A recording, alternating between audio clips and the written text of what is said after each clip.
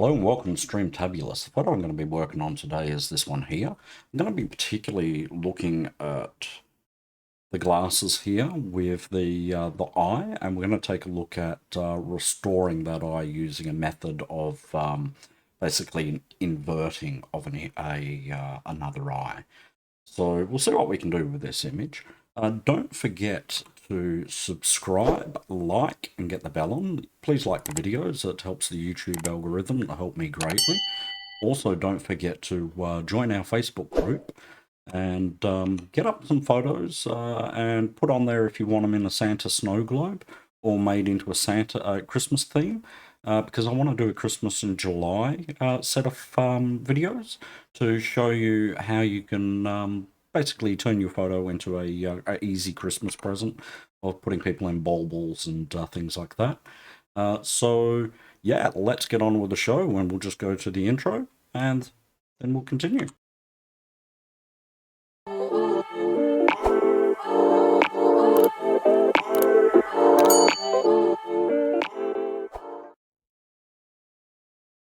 So the first thing I want to do is probably lighten up this photo and play with the contrast a little bit and see what we can do to get some of those details more defined. And then, of course, we will probably apply something like Mint AI to give it a one coat color, and then from there we'll go into doing more of the restoration.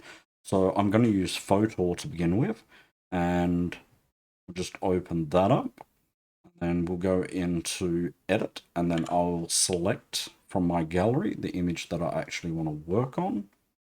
I'll go into Album, oh, Photo, get back there.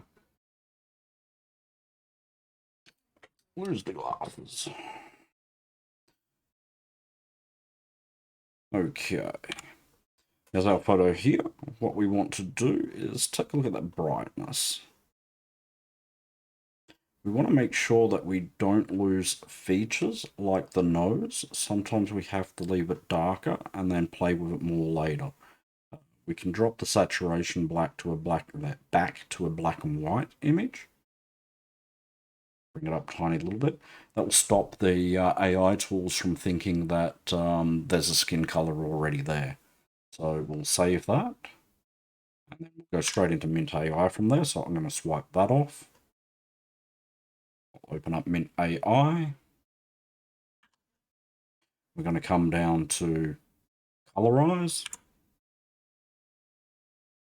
Open up my gallery. I'm going to find that black and white image. First there. Hit OK, and we'll let it apply its one coat color. Let's see what it can do. He's wearing denim, so it'll be interesting to see if it actually picks it up as a blue. I didn't. Okay. That might not be denim. Probably look good in denim. So there's our one coat color. So we'll save that.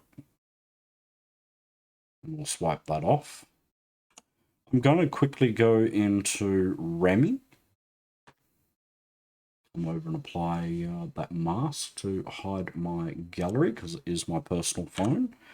You'll find it's going to come up with the plan. I'm not subscribed to the plan at all. I don't like using a credit card on it. I've heard horrible stories where it just continues to take it even if you cancel it. So I'll go cancel, and I'm just using the basic free portion of Remy.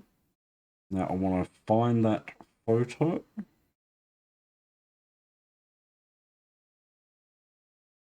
If I remember where it's gone. It's there under pictures. Okay, I'm going to hit enhance. I'm just going to see what that can do for the face of the image, and if it can, we'll see if it can fix the glasses, if it knows there's an eye there. It's nice and intelligent. We'll go, okay, there should be an eye here. It's got white over it. Let's fix that. But yeah, usually not the case. Okay, so we can see it's actually done a really nice job of, like it's done a bit of a composite there and overlaid some eyes and whatnot and brought them in to match the original image. So it's done a really good job of that part of the restoration. So we'll hit save, watch the ad. handy tip is turn the flight mode on, but I do say, you know, I personally do watch the ads when I'm not doing a video. I only turn it off during the videos, simply for the fact that it takes up a lot of time. But other than that, I do support the apps by using their ads. Okay, so we have that saved. We can swipe that off now. And what we're going to do is I'm going to go into my gallery for a moment, so bear with me, and I'm going to find that photo, which I believe is in the gallery pictures for Remy. Okay. Mask. There we go. So what I want to do here is we want to fix this eye. So we're simply going to crop the image, which will keep two versions of the photo, the original and this one. I want a part of that nose because I want to use that nose as a guideline to actually line it up for the other side of the image. I'll keep the eyebrow and I'll keep some of the framework. Don't want the lips. Don't really want the hair. So we'll bring it in like that. We'll crop that and we end up with this. Okay. Now from here, you can see there's a bit of a mark running down the side there on that image. So what we'll end up doing afterwards is we'll go into IBS PaintX and we'll do a bit of a cleanup. So you can see there's a line running down here where it seems to have thought maybe there's hair. So, okay, we'll get to that. But first of all, we just want to open up Pixlr Pro. We'll go get image. We want to get the base image first. So we'll go into get image. We'll go down to that pictures. Open up our base image. We want the maximum size there. It makes it better for printing. Okay, we have our base image. Now we're going to go to effects and we're going to hit insert picture. And then it's going to go to my gallery. I want to go to my images and we said that is under pictures. We want to find that eye. It is there. We're going to go OK. Now comes the fun part. We want to mirror the eye. So just simply up the top, mirror. And now we have to adjust it to blend in. Now what I'm going to do is I'm going to hit the green tick. I'm going to go up to the top where it says cut out. I'm going to click blend and then I'm going to make it partially transparent. If I get my finger on that drag line. Yeah, I'm on. Stylus. Go. A little problem with my glass screen protector though. Okay, now we want to go back up to blend. Don't want to hit the green button. We want to go to effects, transform, which will bring us back to where we were prior. And that's important because now we can actually adjust and tilt the size of the image. So we want to come over and we want to use that image for a reference point and we'll bring it in. Okay, we need to find that same size. The glasses work as a good reference point there. We'll tilt the image until we can get what we can see of that eye lining up. A bit more. You can just see ever so slight markers for where the eye is underneath the flash, and we're going to use that as our marker point. Okay, and we can also use that nose, as I said before. We can see that works as a part of the marker point. So we're going to use the outside of the nose because the nostril holes will be different sizes. Okay, so we can use that. And for this one, I'm going to use the glasses themselves because they should be fairly symmetrical. And I'm going to try that. We'll go OK. Bring that blend up. And we'll take a look. What have we got there? Okay. Now we can erase by pressing the eraser up the top. And we can erase. I asked about styluses recently, and it's an important question. I use this little Officeworks one. It has a rubber nib on it. Now this is a small stylus. As you can see, it is rather tiny for the size of the rubber nib, which means when I'm working on my phone or device, I can actually see quite well the size of the pixels and where it's actually working. You can get these where these are actually have a clear flat part on it, and then it just has a tiny little black dot like a felt tip pen. And with those ones, they glide rather well on the screen, and it's what a lot of the more the more experienced graphic artists use, because they can see through it, and then they can actually see the adjustment of the pixel size for the tool they're working on. You have to remember, even with a graphics tablet where you actually have the proper pen, just because it is a pen tip, it doesn't mean that pen tip is fine to where you're actually working. It relies on the technology of the screen. So you've got the sensor in the screen that tracks where the motion of those pens are. Just as with these phones, your finger is being tracked, so same sort of hardware. The better the hardware of that, the more finer details you can get. So it really does depend on your device a lot for how good it actually is for those fine details. And then it just comes to preference. So come there, we'll erase that. Bring that over. I want to keep that eyebrow. I want to keep that part of the glasses there. Bring that down. Go for that. Bring that nose back in. Okay. You can see that there. We'll have to work on moving that pupil. We'll get to that shortly. So we can go back up to effects, and we can go transform again, and we can zoom in, and we can just do the fine positioning for where we feel that needs to actually sit. Bring it into there.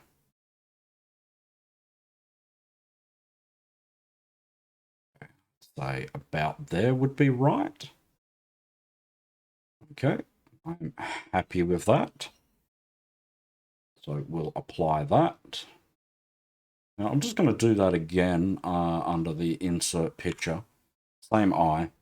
What we're going to do is we're just going to take a look at the, see if we can't somehow use just the eyeball. So we're going to insert the picture. We have it here.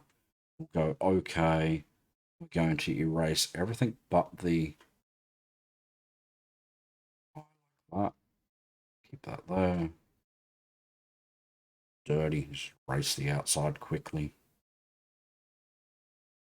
Okay. Now we want to come to effects, transform. Take a look at that. Down.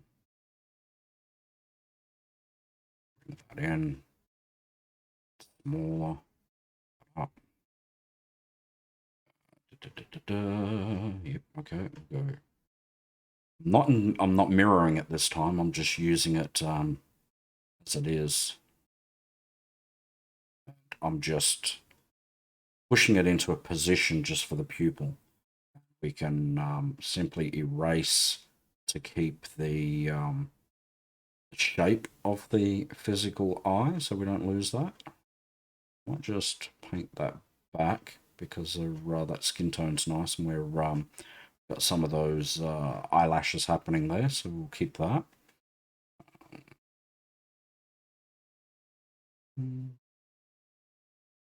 Okay, there we go. So that is a quick, easy way to put an eye in using this technique.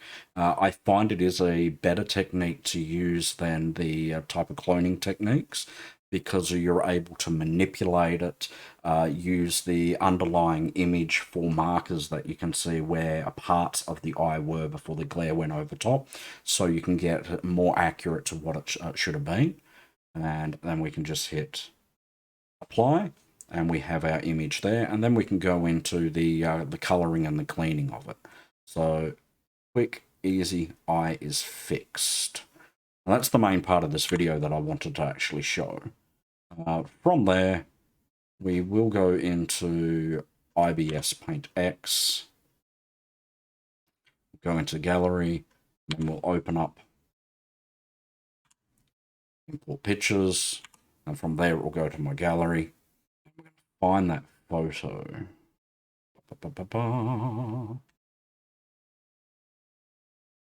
Saved it in Pixel Pro, so it's nice and easy for me. I want the original size, not the recommended size. You can use recommended size. I like to try to keep it as large as possible just for that print quality to be there. And from there, all we got to do is some of that cleanup. So we'll come through smudge tool, get that opacity, the transparency for how that is actually working for its blend system. Adjust your brush size, and you can come through and just clean up. Even drag some of the color in there for the glasses if we need to. Bring it down, bring it up. Go. Go. So we just spend a couple of moments doing some a cleaning through here. We can, of course, we will come through and use what is it, FaceApp to do an overlay on the skin tones. That's what we're doing, blending. You can see some of the original glasses there. It's distorted due to the degradation of the image and the AI not knowing what to do. We can remove that out, so we're just left with our good glasses. There's probably some shadow there. Leave that. Just blend it in a bit. A bit of warping on the outside of the image. I will show a technique on how to correct that. Okay, we have the fingers and that there, so find a size, and it's never going to be perfect for that. We're just working on the face. You'd have to go through and composite a hand over top. I have seen an artist that looks like he's using an AI engine to actually restore the images where it's rebuilding the image. Has a tendency to create fake faces, but other than that, for restoring things like hands and clothing, it does an exceptional job. Unfortunately, the artist likes his likes, and they will not actually disclose what they're actually using to do it, which is a shame, because I'm in the boat of wanting to help people, and I find sharing that information means I can help more people and do better restorations, and also means I can teach people how to do those methods. So if you know what website or program he's using, which is taking an entire image and then AI recreating it by using different people, different composites, different clothing to fix an image, I would love to know. Because it's pretty clear when a photo was put up, and within 2-3 minutes of the photo being put up, he's finished his work. It's faster than what I can do. That it's some sort of one-click AI program, and it looks like it is a proper AI program, meaning it has to be some sort of online compute server. It has to be an online website. There's no way it can be an app unless the app is connecting to a server and running through that. So yeah,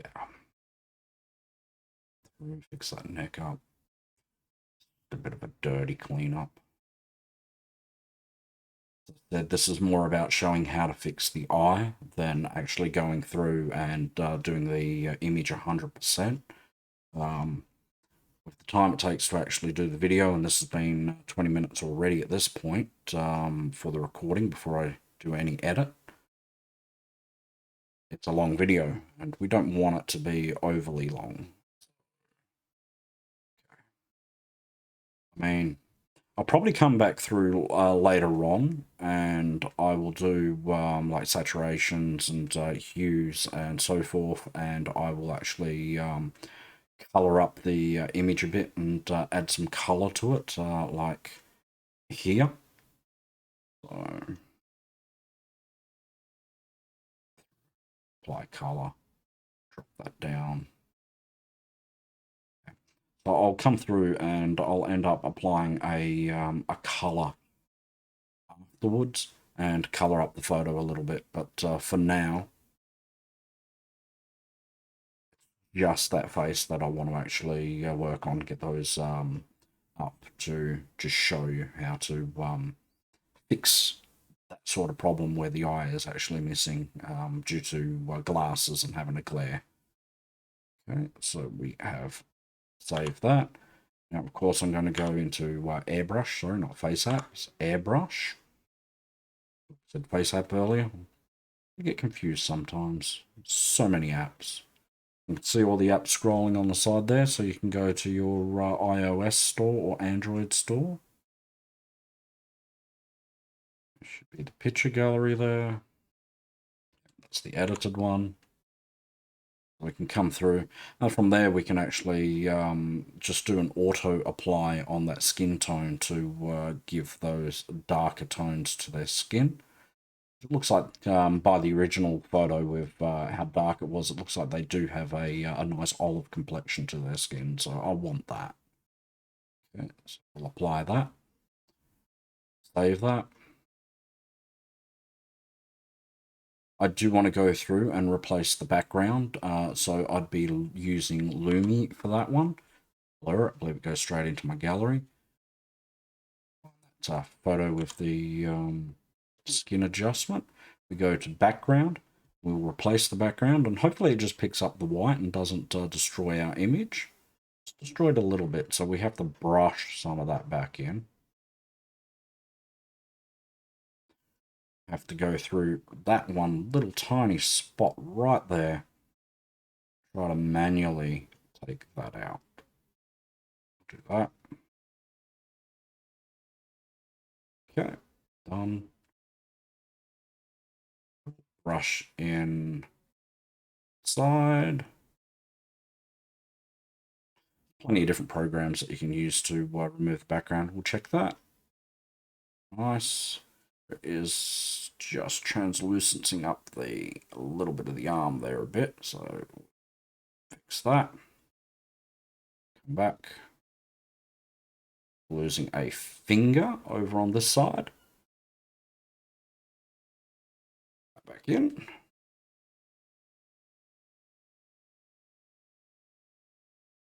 Okay, I think that is pretty clean. And we can just go through and apply one of our backgrounds. Again, don't forget to like and subscribe to the channel. Yeah, I would like to do those Christmas and July photos. So if you can put some up and say, can you please make this a Christmas photo? That would be absolutely fantastic. And you can do that just by joining the Facebook group here and going through and uploading your photos so I can take a look at it. So here we are here. We're done with the photo for as far as I want to show on what to do in regards of fixing that face. And I'm going to go through now and I will clean up that clothing a little bit and go through and do some manual colouring and whatnot there and enhance it a little bit more. And then I will post that result up on the Facebook group. So yeah, join the Facebook group, like, subscribe, get the bell on, and I will see you in the next Streamtabulous video. Have a great one.